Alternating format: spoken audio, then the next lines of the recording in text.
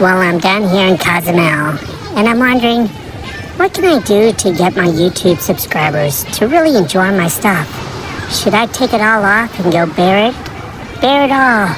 Let the waves crash against my fur and look all hot and sexy? I don't know. But please, get a chance, please subscribe to Animals Big Adventure on YouTube. Thank you so much.